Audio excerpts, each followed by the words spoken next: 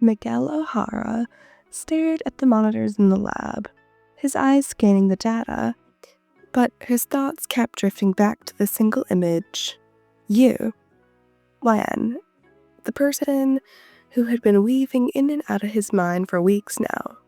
You were strong, resourceful, and had a fiery spirit that Miguel just couldn't help but admire. He found himself thinking about you far more than he probably should have. What frustrated him even more, though, was your boyfriend, Connor. Connor was another Spider-Man from a different dimension, and Miguel hated the guy. There was something about the way Connor treated you that just gnawed at him. Something that dug under his skin every time he saw you two together whenever you visited the Spider Society. Miguel wasn't sure why it bothered him so much. Maybe it was because it was the way Connor spoke to you with that level of disrespect that Miguel just couldn't understand. Or maybe it was how he belittled you, leaving you looking defeated but never willing to speak up. You deserved more than that, he thought. You should break up with him, Miguel muttered under his breath, voice rough and bitter. He couldn't stop the words from slipping out. They were far too familiar, spoken in many, many ways before in his own mind. But now, just like that, they had their life of their own. You were a strong, independent person, capable of standing on your own, but Connor's presence seemed to drain the energy out of you. It was like you thought you were constantly walking on eggshells around him, trying not to get too upset, never really considering Connor's behavior might be affecting you. The worst part was you seemed to tolerate it. Every time he saw the two of you together, it was like watching a train wreck in slow motion. You were too kind to just leave him. You were too loyal to just walk away. And even though Connor treated you terribly, Miguel hated seeing you put up with it. He hated the way Connor barely acknowledged you, let alone treated you like an equal. The last time you visited the Spire Society with Connor, it was no different. Connor had shown up late as usual, and as soon as he stepped in, he threw a snarky remark your way, rolling his eyes when you tried to make jokes to ease the tension. You always try to be so damn funny, Connor sneered, crossing his arms over his chest. Maybe you should focus on not being a loser for once. Miguel was fuming. He could see that you were trying your absolute best to stay composed, but the hurt was evident in your eyes. He couldn't help but feel the strange urge to step in, to defend you, to tell Connor exactly what he thought of him. But he didn't. He couldn't, because he had his pride. Yet that pride gnawed at him like a sharp, painful ache every time Connor insulted you. You should break up with him. Connor's voice rang out once more, the words louder than before. You shot him a tired glance, clearly exhausted by the ongoing tension. Miguel, I don't know if it's that simple, you said quietly. We've been together for a while now. I know Connor can be a bit difficult, but Miguel couldn't hold it back anymore. His frustration, his desire to protect you, everything that he'd been feeling just boiled over to the surface. He strode towards you, his voice low but forceful. You deserve better. He doesn't treat you right. He doesn't treat you the way you should be. You're worth more than all the crap he throws at you. You stared at him, taken aback by the intensity in his voice. There was a moment of silence before you spoke softly. It's complicated, Miguel. You don't understand, you said softly. He shook his head, anger flashing in his eyes. No, YN, you don't understand. You're amazing, and Connor doesn't see that. He never has.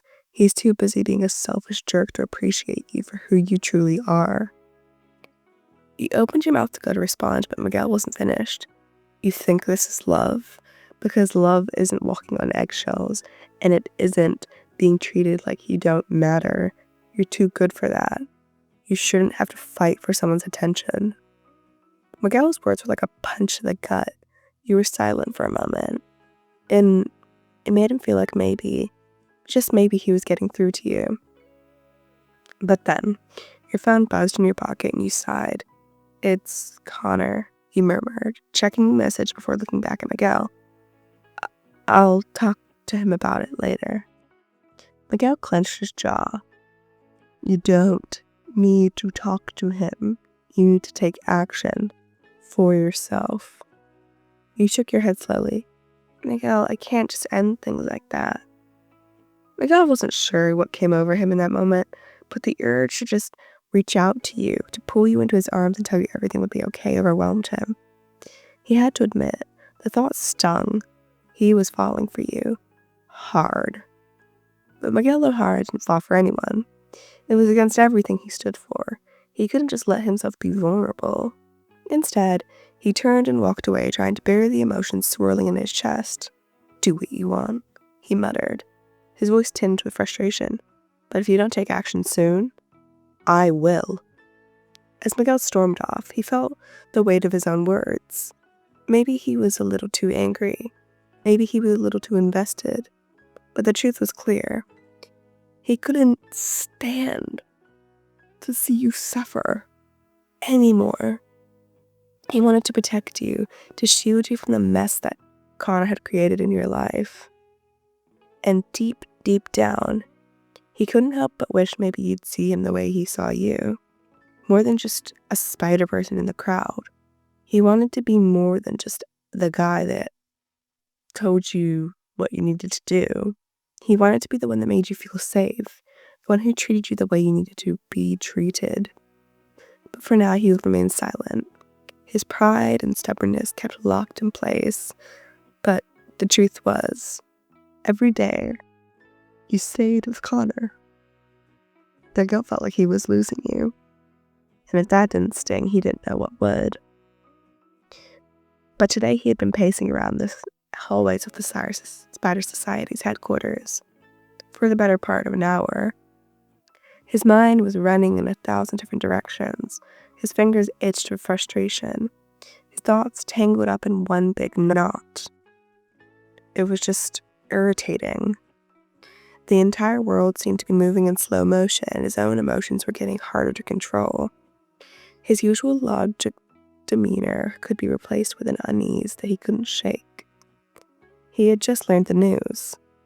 You had broken up with Connor. Miguel should have been relieved, should have been happy that you finally made the choice to walk away from something toxic that had been suffocating you. But instead, all he could feel was this odd sense of disappointment mixed with something else he couldn't name. He hadn't expected it to happen like this. He was one of the other spider people who had told him. They were always buzzing around the corridors, gossiping about this and that. Miguel hadn't expected the news to hit him with such force. "Did you hear? Ryan dumped Connor," one of them had casually remarked, as if it was a minor detail. "Guess they were done with the whole thing. Guess it was just too much for them." Miguel's heart had skipped a beat at those words. He didn't know why it affected him like it did. He had practically urged you to do it. Hell, he had practically begged you to do it. But now that it was finally done, now that you were free, there was something unsettling about it. It wasn't relief he felt. It was a deep, gnawing ache that he couldn't explain. He needed you. He found you in one of the training rooms, the walls adorned with webs, the soft hum of the equipment in the background. You were practicing some complicated moves, your body moving fluidly, your acrobatics flawless, and your mask was off, revealing the familiar look of determination in your face. But there was a tension in your shoulder that hadn't been there moments before. Miguel stood at the doorway for a moment, watching you. He didn't know what to say. You looked different, lighter maybe, but there was something else in your eyes, something that made his chest tighten. You turned to see him standing there, and you froze for a second, clearly not expecting him. When you noticed the seriousness in his posture, you lower your hands to your sides, exhaling slowly. "Miguel," you said, your voice quieter than usual. I wasn't expecting to see you here today." Miguel walked into the room, ignoring the surge of emotions trying to crawl their way up. He crossed his arms over his broad chest, his typical stance when he was trying to hide something, or perhaps just unwilling to show any vulnerability. "So you dumped him," Miguel said, his voice rough, barely hiding the edge of curiosity. He nodded, not meeting his gaze. "Yeah, it was hard, but I think I made the right choice." Miguel didn't respond right away. Instead, he just stared at you, trying to read in between the lines. You looked different, not just physically, but emotionally too. There was a quiet sadness in your eyes, but also a mixture of relief. It was a combination of freedom and pain. He could see it all, and it made his chest tighten even more than it already was. "You're okay, right?" Miguel asked, the words slipping out before he could even stop them. His tone was gruff, defensive, like he didn't really care. But his eyes betrayed him. There was an underlying concern he couldn't hide. You gave him a half-hearted shrug, but the small smile that tugged at your lips was enough for Miguel to see you were trying, even if you didn't feel okay. "I'm better than I was, at least.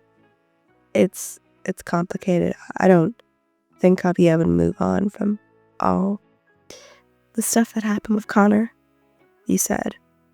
Miguel's brows furrowed, and he uncrossed his arms. He moved closer, his boots clicking softly against the floor as he approached you, stopping just a few feet away. "You shouldn't have had to put up with him for so long." The words slipped out with more bite than he intended, and he instantly regretted it, his voice a little too harsh. "You let him treat you like crap, Juan." You flinched slightly at his tone. You hated when he talked like that. Miguel cursed under his breath. He hated how he was coming across. But this wasn't about that. This wasn't about pride. This was about you.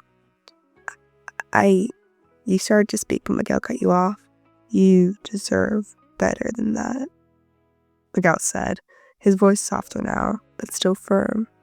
He paused, his words hanging in the air for a long moment before he finally added, "You deserve someone who knows how to treat you right," he said. You stared at him for a long moment, your eyes wide beneath your mask for a split second.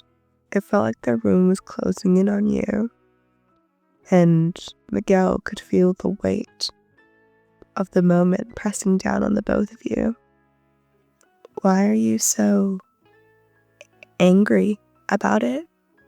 You tried to ask. Your voice was barely above a whisper. Miguel blinked, taken aback by your question. He wasn't angry. He wasn't.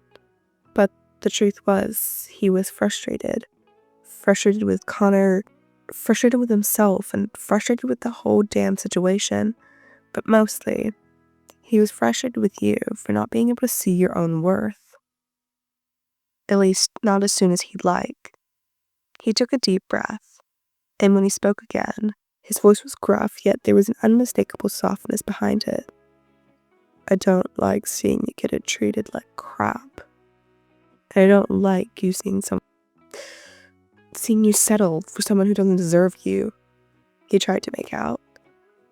You tilted your head, processing his words before you could say anything. Miguel's shoulders tensed. He couldn't do this. He couldn't just let himself feel this way, not when it was so damn complicated. Not when it was all a mess of pride and fear and something that he couldn't name. He stepped back, his eyes avoiding yours as he muttered, "Forget it. You made your decision, and that's all that matters." You didn't speak right away, but after a long pause, you slowly approached him. Standing in front of him now, you reached out. Just slightly, like you wanted to touch his arm, but you stopped yourself. "Miguel," he said softly, looking at him.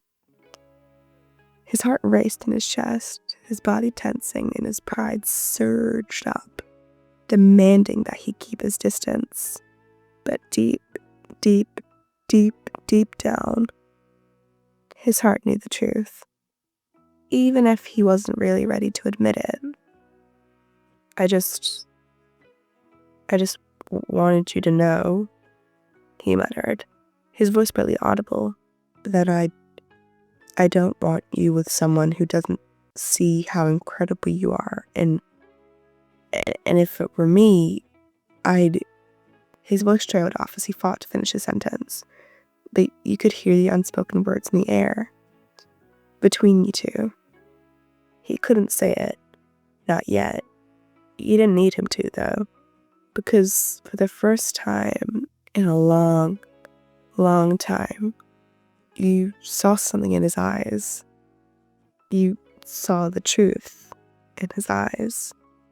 And maybe, just maybe, one day, when he learned to trust you more, he was ready to let you see it too.